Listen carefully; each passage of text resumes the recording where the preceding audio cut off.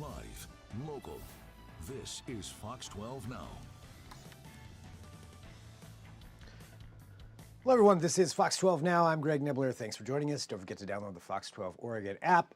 Whatever platform you're watching on, thanks for doing so. But the app does give you options to watch all the other segments that we have and, of course, everything else going on here at Fox 12 Oregon, where I am right now, live in the newsroom. And if you are a frequent watcher of this show, you know on Thursdays we are joined by none other than Eric Goranson from around the house Northwest. Eric, good to have you back here on the show. And always great to see you. And on top of that, find out whatever your topic is going to be, because each week we get to learn something, not only about the upcoming episode, but also about stuff that can help everybody out. And I think this is one certainly a lot of people are probably going through right now, and that is those remodels and cabinets. There is a lot to know. Oh, there is a ton to know. Good to see you, my friend. Yeah, there is a ton to know. And, you know, my background is 35 years as a certified kitchen designer with 35 years of kitchen and bath design, construction, all that stuff. So I've run everything from home builders to cabinet shops to everything else like that. So this is right in my wheelhouse where I really enjoy. And so many people go out and they go,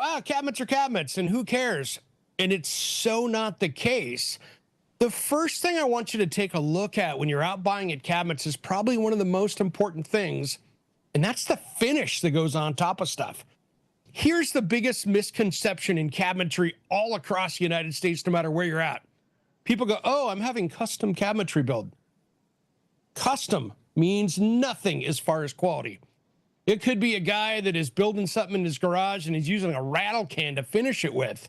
That would be custom, air quotes. But custom means nothing as far as quality. So many times the major manufacturers that you see out there, even at the home centers, will have higher quality finishes than many of the custom shops out there. Now, there are some fine custom shops out there that are doing beautiful finishes, but it really makes a difference when it comes to that as far as the finish that goes on top, because that's the part that wears, right? Yeah, so you want to get that good finish. Pay attention to that part. Absolutely. And the finish part of it is if your custom cabinet maker is going down to your local home improvement store and buying the finish there, my advice, you picked the wrong person. They should be using a commercial finish, not any of the lacquers and stuff out there, but at the minimum, like a conversion varnish. But now there's these new water-based finishes that are called like a 2K urethane finish that they use a UV light to cure. So it cures fast. It's hard, but it's not so hard that it cracks. And so there's a lot of great finishes out there, but ask questions about the finish. That is so much more important than whether the cabinet box is made out of particle board or plywood. Okay, ask questions about the finish. That is something that I think a lot of people probably don't even think about when it comes down to it. So finish, pay attention to that. What's another thing people should do?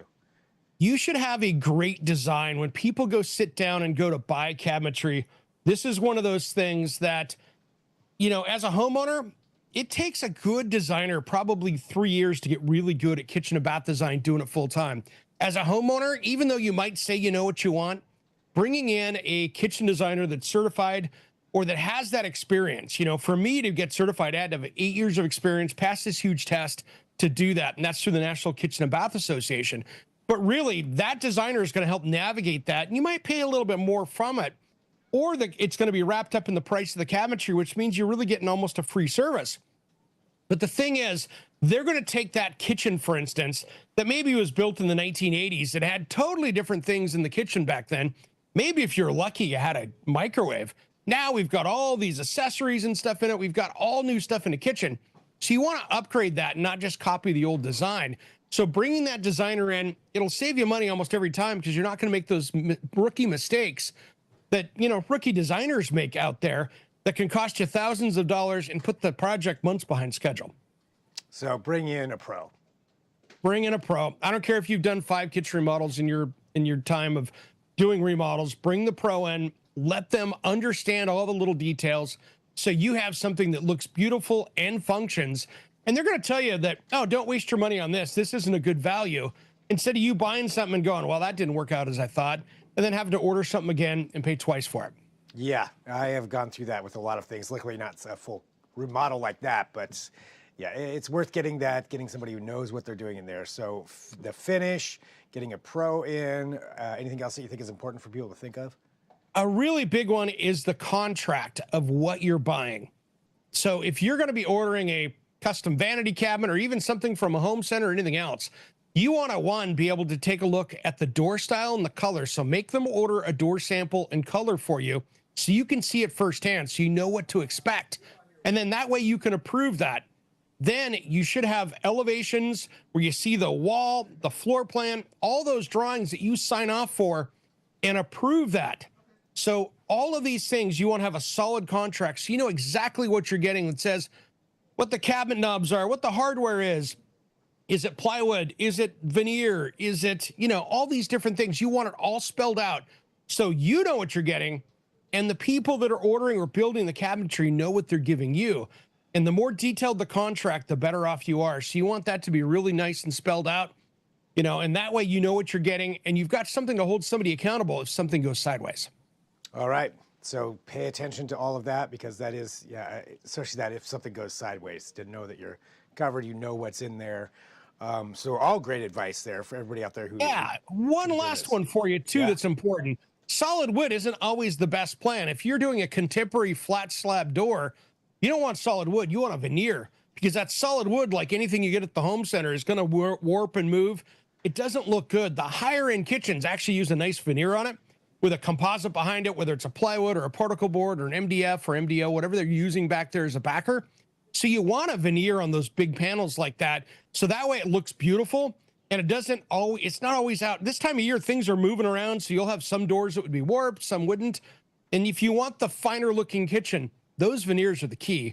So don't fall into I want solid wood, because solid wood isn't always the best. All right. So again, another good thing to think about that probably a lot of people wouldn't. I mean, I probably wouldn't. So thank you. Good advice there on buying cabinets. Thanks, and everybody can share this segment too. It's great for those people, even doing a small project to that big kitchen remodel. You just got to know what you're getting and make the right choices so you can get exactly what you think you're getting. There we go. All right. So follow that advice. Let's talk about Around the House Northwest. What do we have coming up on this week's episode? So this weekend, we actually have a best of one of my favorite episodes. So you have to watch that, because I've been out sick. I've been just still getting over that. But we got that this weekend. That cold has been going around. It's not been fun. Oh, it's gnarly.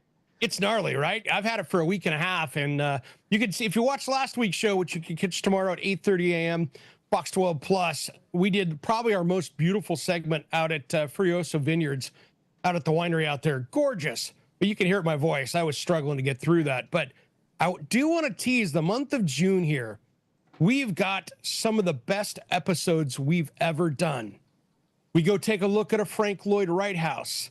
We go out to a 22,000 square foot custom home that just had an $8 million remodel on the Willamette River.